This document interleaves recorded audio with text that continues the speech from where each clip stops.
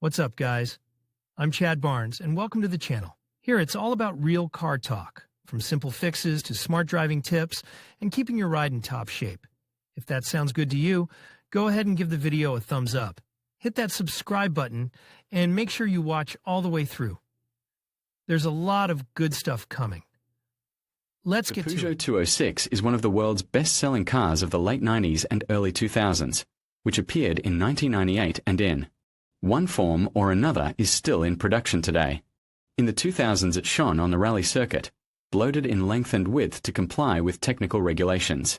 It looked great as a hatchback, converted gracefully into a convertible, and even managed to transform into an acceptable-looking station wagon. The British removed the rear sofa from it and converted it into a van. The Chinese added new optics to it and renamed it into Citroën C2. But the worst thing in the life of the model happened to it in Iran, where a sagging trunk was attached to the five-door hatchback. With the assistance of the French Design Center, what a betrayal. Iran Khodro was satisfied with their creation and, clucking their tongues, put the car on the assembly line, and then started exporting it to markets where there were enough people ready to step on the throat of the sense of beauty in favor of practicality and cheapness. This included Russia. Let's be honest, the Renault Clio was not a handsome car in its original form. The designer Patrick Lecamin loved to create extravagant cars. Just think of the completely out-of-class Renault Aventime and If. In the pre-restyling appearance of the Clio painted by him traced the idea of a new reading of the historical heritage of Renault 5. The restyling finally quarreled the front part with its angular headlights and the rest of the car in the spirit of bio-design. But the control shot in a heart of automobile aesthetes the French have made without outside help.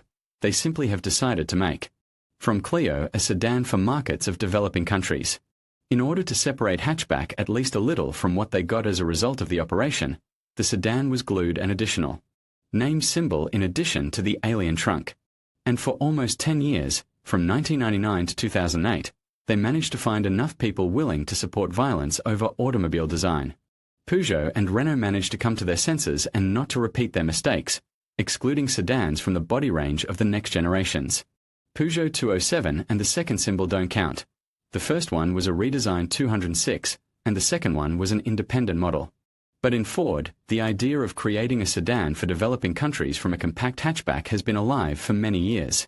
The fourth generation of Fiesta was the first to try on the curly acid trunk, and unassuming buyers in Latin America and China convinced Ford marketers of the viability of this Frankenstein. The fourth generation was followed by the fifth, and the crown of design thought was the sixth. It, by the way, was not even ashamed to show in the form of concept verve at the Motor Show in Detroit in 2008. Problems with proportions were visible even then, and the serial cars only confirmed the absurdity of the clumpy trunk, turning the stern of the initially elegant car into a heavy misunderstanding.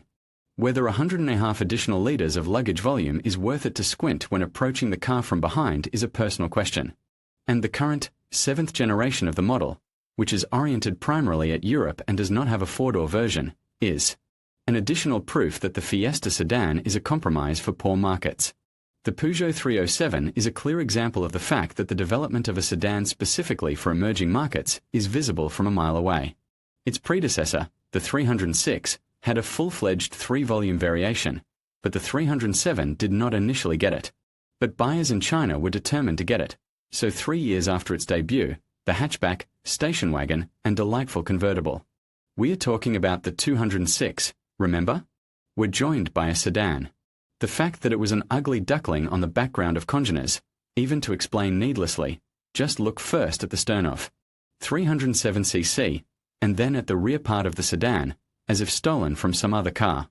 Have you forgotten the Ford Fiesta we talked about above? If not, take a look at this car. Yes, there can be no mistake, it's still the same familiarly nondescript shape, the second-generation Mazda 2, which shares not only the platform but also key proportions with the Fiesta, debuted after it. But if you think that this was the worst mistake of the Japanese, you do not fully know the history of the model. After all, in the third-generation badge engineering went to a new level. Mazda 2 itself moved to another platform, and its new relatives were Scion IA and Toyota Yaris IA. We suggest you choose the ugliest of the 3 ugly options for yourself. The culprits of our upset this time are the Indians from Maruti Suzuki's Maruti Suzuki division, who decided to make a sedan out of the Suzuki Swift for their market. The hatchback was put together very well, and the design chip in the form of mutually directed front and rear optics turned out to be so good that it even carried over to the second generation of the model. But we need to finish with the first one first. It is symbolic that exactly in India, where movies about miraculous reunions of kindred souls are created, Swift's front and rear optics have decided to separate, adding length at the expense of the humpback trunk. It is even more symbolic that the resulting sedan was named Desire, that is, desire, although its appearance causes reluctance, bewilderment, and distrust. Maruti Suzuki Swift Desire 2008-12. But if it seems to you that it is impossible to make it worse, then do not hurry with conclusions. By the second generation, the desirable sedan was decided to be tucked into 4 meters of length for the sake of tax benefits for cars of this size. And when the design of the car is dictated by legislative restrictions, aesthetics finally packs its bags. And it is difficult to explain logically why a car needs a tiny rivet on a stern, imitating a trunk. Ford Ka has always had a hard fate. In the first generation it came out ugly and unattractive, and the convertible that appeared later did not save the situation.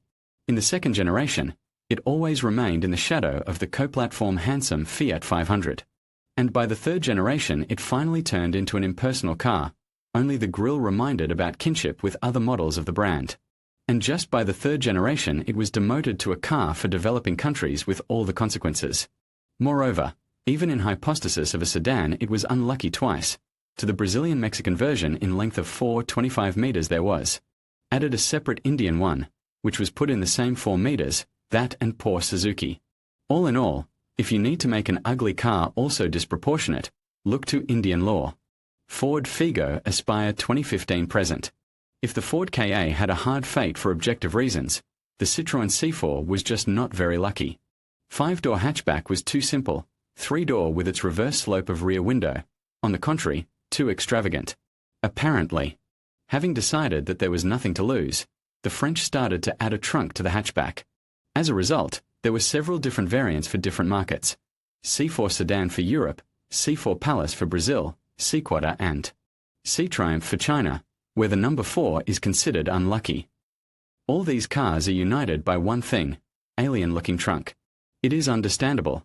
It was not originally there. The rating of the ugliest sedans could easily be made of Chinese cars alone, because some 15 years ago the concept of design in the Celestial Empire was practically absent. But here we will dispense with an example, which still shocks impressionable motorists by its presence on Russian roads. It is necessary, of course, to give credit to the Chinese. They tried. After all, if they had attached the trunk directly to the Cherry QQ hatchback, the design of which they tactfully picked up from the Giugiaro studio, such a car would not be bought even in China. Therefore, they simply drew 2 puffy bulges to the source and placed the engine in one of them and the trunk in the other. The success of the 4-meter car was inevitable. It reached not only Chile and Colombia, but also Russia and Ukraine. To be fair, it should be noted that it is not a sedan, but a real liftback. However, it does not add to its beauty. Some would say, they're French, Japanese, Chinese. It is not surprising that these fans of extravagant design make up the team of freaks. That's not the case with strict Germans, who know how to draw cars. However, and here we will disappoint you, here, for example, Volkswagen Polo Classic, which once crossed out all that the Germans did with the model before. After all, Polo had a 3-volume version in the first and second generation, but these cars looked quite harmonious and folded. But in the third generation, something irreparable happened, and out from under the pencil of designers came this. And if you hope that it can be justified by the fact that it was a model for developing markets, hurry up with conclusions. The Germans really weren't shy about offering the sedan in Europe. Volkswagen Polo Classic 2005 to 2009. Well, for the sweet spot, here's a reverse example. We've already told you that the Logan has become a true citizen of the world. The Mahindra Indian has decided to expand its meager body shell range by adding a hatchback. However, the Indians from Mahindra decided to expand its meager body range, adding a hatchback to the sedan. However, in conditions of minimal budget, they did not bother with design and constructional refinements like changing the slope of rear racks and processing of the rear part, and simply amputated the trunk and covered the place of amputation with large taillights. The result is the Mahindra Verito vibe. That'll do. In conclusion, The world of automotive design has seen its fair share of missteps, much like the realm of plastic surgery. The 10 sedans we've explored today serve as cautionary tales, reminding us that not every innovation or trend leads to success. Whether it's awkward proportions, questionable styling choices, or a lack of identity, these vehicles highlight the importance of thoughtful design and consumer feedback. As we move forward, let's hope that manufacturers learn from these mistakes and prioritize creating cars that not only perform well, but also resonate with drivers on a deeper level. Thank you for watching, and be sure to join us next time for more insights into the fascinating world of automobiles.